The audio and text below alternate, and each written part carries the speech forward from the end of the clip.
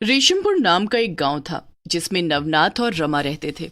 एक दिन शहर से उनकी पोती रूही गांव में छुट्टियों के चलते कुछ दिन रहने आती है। एक दिन नवनाथ अपनी पोती को गांव के मेले में ले जाते हैं, जहां पर रूही कठपुतली वाले का खेल देखने की जिद करती है। अरे वाह दादाजी, दादाजी वो देखो, वहां पर पपेट शो चल रहा है। मैंने इसके बारे में किताबों में ही पढ़ा है। आज मुझे इसे रियल में देखना है दादाजी। अरे रूही बिटिया, वो कठपुतली वाला है और उसका तमाशा चल रहा है। चलो, अगर तुम्हें उसका खेल देखने की इतनी ही इच्छा है तो हम दोनों साथ में जाकर देखेंगे। बचपन में मुझे भी कठपुतली का नाच देखना बड़ा पसंद था। ऐसी बात है क्या दादाजी? फिर तो और मजा आएगा।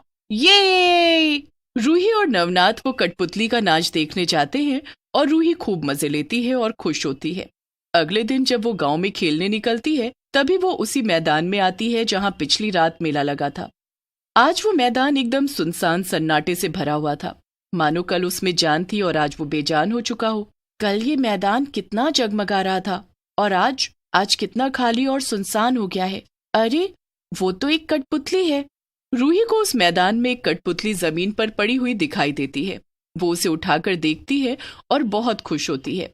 वाह, ये कठपुतली तो मेरी डॉल से भी ज्यादा सुंदर है। कल मुझे उस कठपुतली वाले अंकल से एक कठपुतली लेने का मन था, लेकिन मैं उस भीड़ में उनसे नहीं मांग पाई। लेकिन अब मुझे कठपुतली मिल चुकी है और अब मैं इसे अपने साथ ही रखूंगी हर वक्त। रूही बड़े ही प्यार से उस कठपुतली को घर पर ले आती है और अपने पास ही रखती है। अरे रूही बिटिया, अब खाना खाते समय तो इसे बगल में रखो।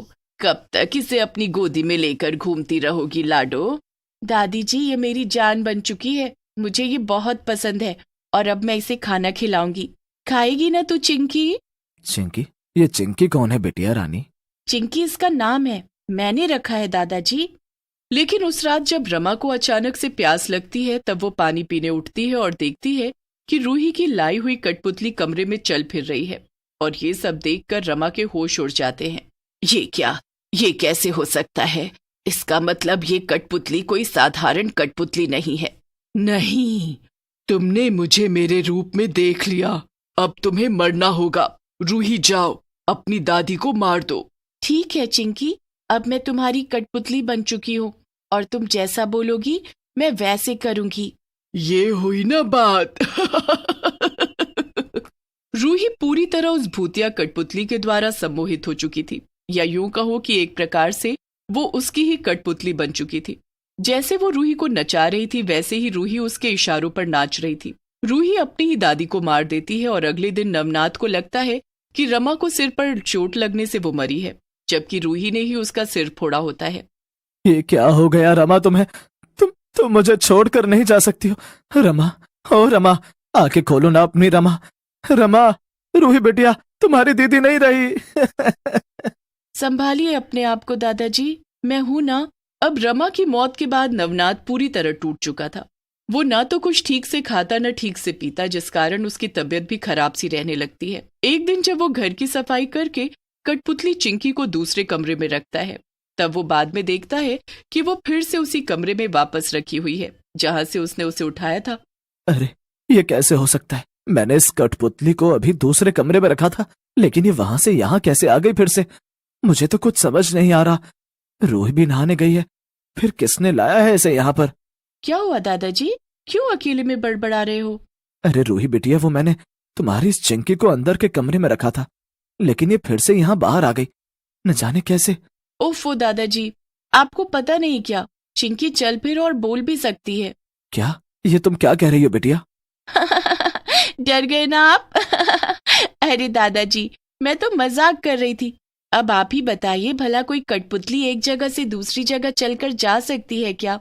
नहीं ना, आप ही इसे फिर से यहाँ पर रखकर भूल गए होंगे। आपकी उम्र भी हो गई है और दादी जी के जाने के बाद आप थोड़े खोए खोए से भी हो। अब गांव में अचानक से सरपंच के परिवार में पिछले कुछ दिनों से किसी न किसी की मौत होने लगती है और ये खबर पूरे गांव में फैल जाती है। क्या बात कर रहे हो तुम? सरपंच के परिवार से लोग मर रहे हैं? लेकिन कैसे? पता नहीं नवनाथ, लेकिन पिछले कुछ दिनों से ये सब हो रहा है। अभी तक आधा परिवार मर चुका है। कैसे मरे, किसने मारा, ये सब उन्हें भी नहीं पता। इतनी रहस्यमयी मौत हुई है उन लोगों की। क्या? अरे बाप रे, ये मामला तो काफी गंभीर लग रहा है। हाँ नवनाथ, मुझे तो लगता है कि किसी से दुश्मनी है सरपंच की, और वो दुश्मन ही ये सब कर रहा है। हाँ हाँ, ये भी हो सकता है। खैर, हमें क्या करना है, हमें अपने काम से काम रखना चाहिए। एक शाम जब रूही घर पर नहीं आती तभी नवनाथ घबरा जाता है। अरे, ये रूही बिटिया कहाँ रह गई? 3 बजे की खेलने गई है, अभी तक घर वापस नहीं लौटी। कहीं कुछ हुआ तो नहीं उसके साथ? नहीं नहीं, शुभ शुभ बोल नवनाथ, भगवान मेरी पोती को सही सलामत रखे। फिर कहाँ गई होगी रूही? चिंताग्रस्त और परेशान नवनाथ रूही को पूरे गांव में ढूंढने लगता है, लेकिन वो उसे कहीं नहीं मिलती। इसलिए वो थक हार कर घर लौट आता है।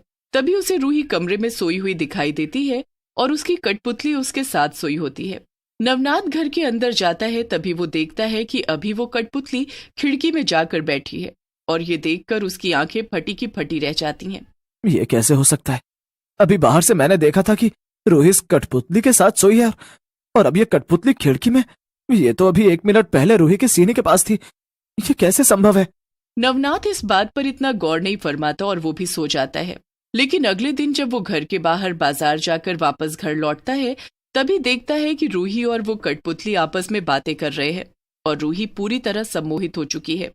मेरा बदला आज पूरा हो जाएगा। अब केवल वो सरपंच ही बचा है, मेरा सबसे बड़ा कातिल, जिसके कारण मेरी मौत हुई थी। आज तुम उसे मारोगी, समझी तुम रूही? हाँ चिंकी, मैं समझ चुकी हूँ। तो फिर शुभ काम में देरी कैसी? चलो उसकी जान लेने। नवनाथ ये सब देखकर एकदम चौंक जाता है और उसके हाथ पांव ठंडे पड़ जाते हैं। इसका अर्थ ये है कि ये कोई साधारण कठपुतली नहीं है, और ये मेरी पोती रूही से अपना बदला पूरा करवा रही है। नहीं, मुझे इसे रोकना होगा।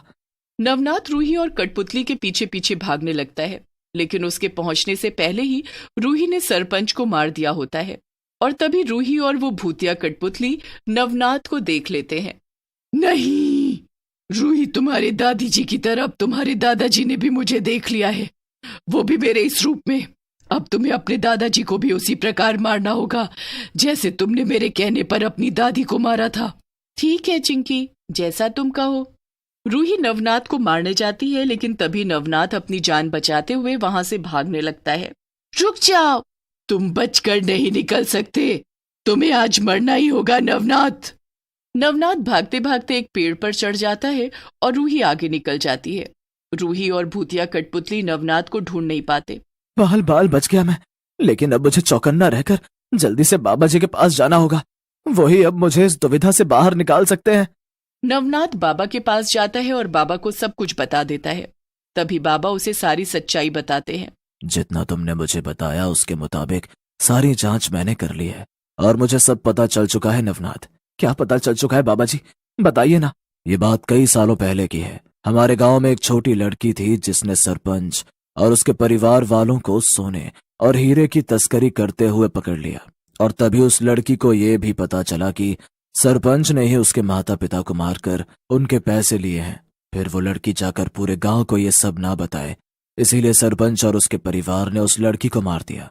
लेकिन उस लड़की के मरने के बाद उसकी आत्मा उसके साथ हमेशा रहने वाली कठपुतली में कैद हो गई, और उसी कठपुतली को तुम्हारी पोती रूही मेले के मैदान से उठा लाई। क्या? हाँ नवनाथ, और अब उस कठपुतली ने रूही को अपनी कठपुतली बना दिया है, और वो रूही को सम्मोहित करके उसके जरिए अपना बदला ले चुकी है, और अब वो रूही के साथ रहकर ही सारे इंसानों को भी परेशान करेगी। तुम्हारी बीवी रमा ने कठपुतली को बोलते हुए देख लिया था, इसीलिए कठपुतली के आदेश को सुनकर रूही ने रमा की जान ले ली, और अब वो तुम्हारी भी लेगी, क्योंकि तुमने भी उस कठपुतली को उसके भूतिया रूप में देख लिया है। क्या? नहीं नहीं, ऐसा नहीं हो सकता। कुछ तो उपाय बताइए बाबा जी, मुझे खुद को और अपनी पोती को उस भूतिया कठपुतली के जाल से बाहर निकलना है। उसके लिए मात्र एक उपाय है कि तुम शिवजी के भभूत को अपने माथे पर लगा लो और रात भर उनका नाम जपो, जिसके बाद तुम पर कोई बुरी शक्ति वार नहीं कर पाएगी। क्या?